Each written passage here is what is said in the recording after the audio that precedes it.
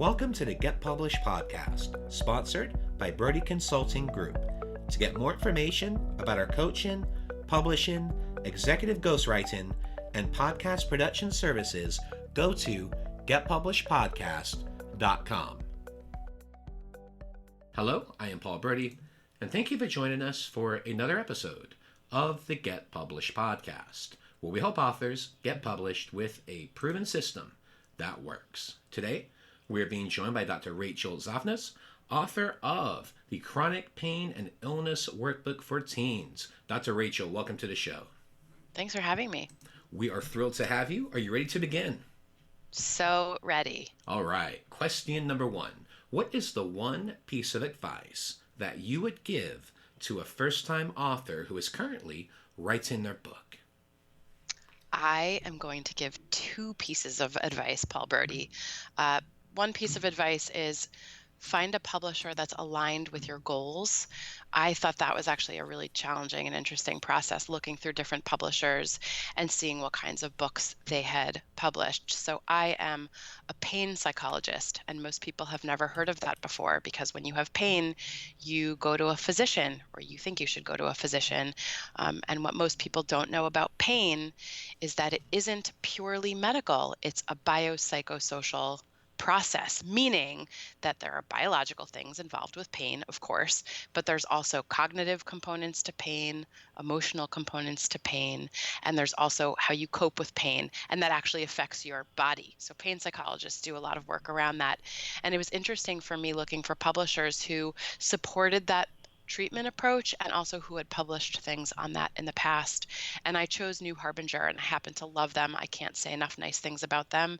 They focus very much on the lay public, but also on therapists, social workers, psychologists, marriage and family therapists, and they do a lot of work in the self-help space. So they were a perfect fit for me. And the second piece of advice I would give is to, when you are writing, always set aside writing time completely free of distractions. And by that I mean most of us are screen addicts. I try and pretend that that's not true of me, but I constantly find myself reaching for my phone to respond to texts and emails and thinking about that sort of stuff. So I know for me during my writing process, I have to either turn off my internet completely or close out all browsers so I'm not tempted to just click over and start doing other work. So I think that's a big piece of advice, is set aside time where you have zero other distractions and you can't get your sticky fingers on your screens. Yeah, I agree with you completely. I think it's one of the biggest issues right now is multitasking and just doing Totally. too many things at once, because you got to focus on that one thing. I had a call with a client of mine earlier today, and I was telling him the same thing, because he was talking about the book launch and he was talking about his website and all this. And I'm like, listen, buddy, you still haven't got your draft done. So let's just focus on the draft over these next couple of weeks, get that done. Turn off all the interruptions, because one of my techniques is when I'm writing my own books is I turn off the Wi-Fi, turn off the TV. I do play a little music just to help get in that zone, but that's it. Focus on the one thing. Turn your phone off if you can. I know it's not easy because people have families and they have careers and things, but if you can just disconnect for a little bit, it shuts off all the noise. Yep, totally. Very important. Well, what do you feel is the hardest part about getting published? I think there are a couple of things. So my first book, The Chronic Pain and Illness Workbook for Teens, was geared mostly toward the youth population. And I provide a service called cognitive behavioral therapy for chronic pain, which a lot of people haven't heard of. And I had actually written that workbook already for the kids in my private practice. I run a private practice here in Northern California. I'm also a professor at UCSF, and I had already written this workbook for the kids in my practice. But I noticed as the publishing process went along that it was very tempting to burn out, because I was doing so many things and it was hard to find time to sit down and write. So sticking with it and navigating that burnout or the urge to stop writing when you have so many other things going on, or putting it to the side. That was a hard thing to navigate. And the other thing that was really hard for me about getting published, believe it or not, was negotiating my advance. So I don't know if folks know a lot about academic book publishing, but with academic book publishing, which is essentially what my book is, you do not need an agent. You don't have an agent. So you put together your proposal on your own, including a marketing plan, and you send it out in the mail, and each academic publisher will have a list of things that they want from you, a couple of chapters usually, so that they can see your writing sample, your marketing plan, your CV, who you are, obviously, and usually you'll get a lawyer to help you negotiate that advance, which is something that I did, and I found that to be critically important. But you don't have an agent who's advocating for you. So negotiating the advance was hard for me because I had to A, know my worth. I had to B, know what the industry standard is for academic books. So I had to do a lot of research on my own, ask a lot of people, do a lot of online web crawling.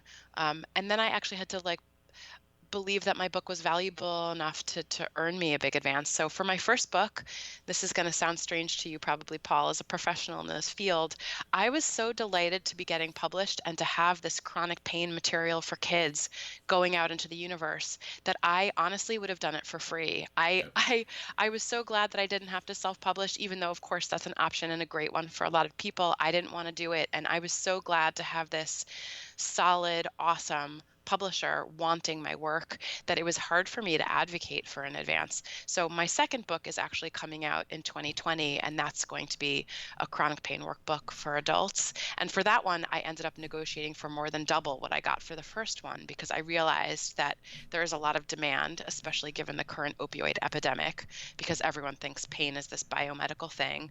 And, we have this opioid crisis. But now there's this demand for non-pharmacological approaches to pain management, and knowing my own value and then advocating for a higher advance was quite hard for me, but really well worth it. Nice. Well, let's talk about marketing. So please share a marketing strategy that you have used in your book launch that has worked well. Marketing is definitely not my strong suit. I'm learning as I go. But what I think is hugely important about marketing is social media. And I don't think we can overplay enough the power of social media to reach people. And particularly for the issue of pain, it's really where the lay public lives. And a lot of people with chronic pain are looking for answers and solutions to their pain. And for a lot of people, medications have not been sufficient, and they're looking for additional strategies for pain management. And research tells us that things like cognitive behavioral therapy and mindfulness-based stress reduction and biofeedback and all of these approaches are really effective for pain. So going on social media in advance of your book being released, I think is really important. I ended up doing it sort of late in the game and putting together a Twitter profile, an Instagram, and even LinkedIn. I was sort of late to the game on all of those, but those have been amazing platforms for talking about pain and talking about my book and really helping and supporting the community in pain, and also finding like-minded providers who are doing this work in the chronic pain space, especially in the non-pharm approach space, and having that kind of support and other people willing to support your work is really valuable. Well, you mentioned that you went through the academic press and everything, and that you also had to lay out a marketing plan. So, were these all elements of that marketing plan that you laid out to them?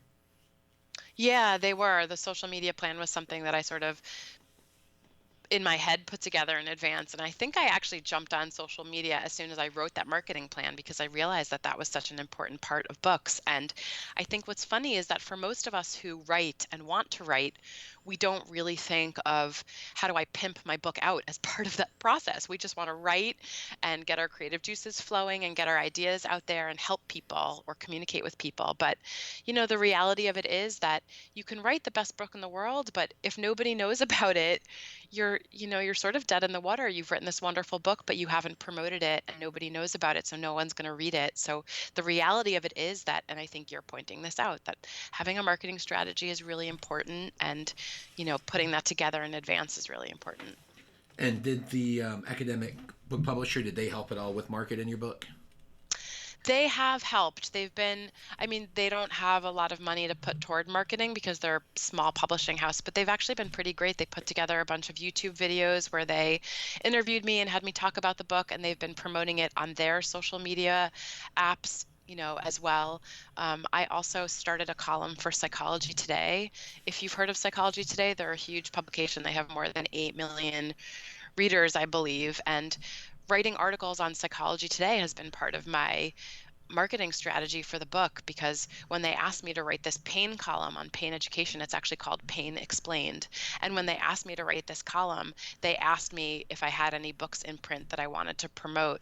And I get to, put links in every article I write, and I end up feeding readers back to my website and back to my book. So yeah, there's a lot of different online social media strategies that you can employ. Well, and the cool thing is they reached out to you, which is great because a lot of these times you've got to reach out to them, talk about the benefits and those type of things. So with Psychology Today actually reaching out to you, that's huge, especially with their audience.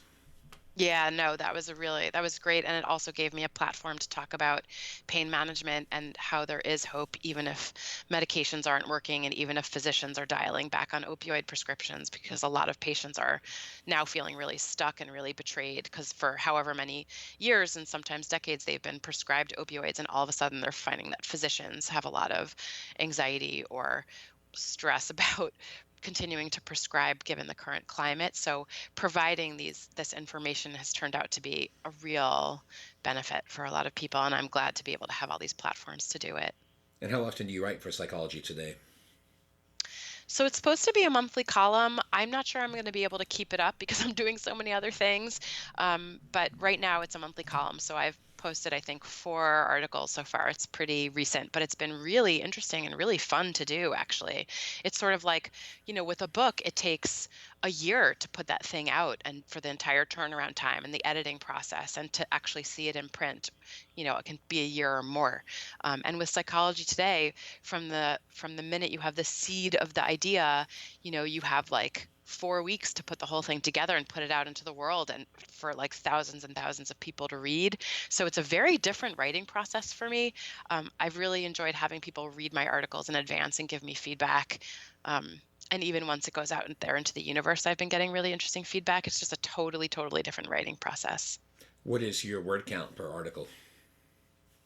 Oh gosh, that's a good question. They tell you to keep it under 1,000 words just because um, readability and time to read articles. I think attention span, as you know, is going down. So Yes. usually under 1,000 words. Cool. The reason I'm asking these things is I actually do a column for the Arlington Today magazine about every 4 months. Not a huge thing, but what we're doing is we're actually spotlighting different nonprofits. And as we were talking about prior to the interview, is I'm actually on several local boards, and one of the things that I've had the opportunity to do is write about those different boards and how that connects with sharing their story. And just like yourself, I love doing it because it's a very quick turnaround time. You have a deadline. I think ours is like 500 words, but it's just such a cool thing to have the opportunity to contribute, to be able to help people with those type of journeys, and then seeing your column in print every few months. It's just a really cool thing. It is really cool. Well, speaking of books, magazines, and all these other great things, I'd like to know about your favorite book and what was the number one thing that you learned from it. My favorite book is a book called The God of Small Things by a woman named Arundhati Roy. The God of Small Things, if you haven't read it, I think is just one of the most special books out there. I didn't actually read it. Um, I am a sort of a nerd, and I read a lot of stuff for the learning experience. I read a lot about pain in particular, and this book really was just for pleasure reading. It's one of the most beautiful books I've ever read. Her use of language is astonishing. Um, I think she was a bit of like a one-hit wonder. She wrote this book, and I think it was her first book that she ever wrote. She did write a second one, and I don't know if it was as popular. I don't think it was, but I think Arundhati Roy is just one of the most talented writers out there. And for a final question, what is your favorite quote and why? I think my favorite quote probably changes from year to year and maybe even day to day. But right now, my favorite quote is by Dr. Margaret Mead, and it is, "Never doubt that a small group of thoughtful, committed citizens can change the world. Indeed, it is the only thing that ever has." And the reason that is my favorite quote right now is because I feel like there's a very small group of people out there in the universe letting people know that non-pharm approaches to pain management are effective. They do work. There's a huge bounty of literature on the effectiveness of things like cognitive behavioral therapy for pain. But people like me do not have the resources that Big Pharma has. We don't have billions of dollars to promote non-pharm approaches to pain management. So we're sort of standing up against this huge behemoth. And of course, Big Pharma is promoting that if pain is biomedical, purely biomedical, then of course it requires a biomedical solution like pills and procedures, which is what people turn to 99% of the time. So I just feel like there's this small group out there trying to promote this idea that all hope is not lost. There are other methods for pain management. And I do think that change is coming. It's just very slowly. But I love Margaret Mead. I think she's a powerhouse. And I think that quote is really important. Excellent. Well, Dr. Rachel, I want to thank you for being a guest on the show. What is the best way for people to find you online? There are a couple of ways. The first is my website, which is just my last name, Zoffness, Z as in zebra, OFF as in Frank, N as in Norman, ESS as in Sam, Zoffness.com. I have a lot of resources on there for providers interested in pain management as well as patients dealing with pain. I'm also on Twitter. Just in like the last year or less. And you can find me on Twitter at Dr. Zoffness, Dr. Zoffness. I'm also on Instagram. Instagram is the real Doc Zoff. Instagram is an interesting place. I'm not on there that much. And I'm also on LinkedIn, and you can just find me under Rachel Zoffness. And I really love talking to people about pain. It's my passion, as you can probably tell. So I'm open to getting in touch. Well, Dr. Rachel, thank you once again for being on the show, and I wish you all the best in your author journey ahead. And to you too, Paul. Thanks again for joining us today. To learn more about how you can be featured in our brand new Get Published business book, go to getpublishedpodcast.com.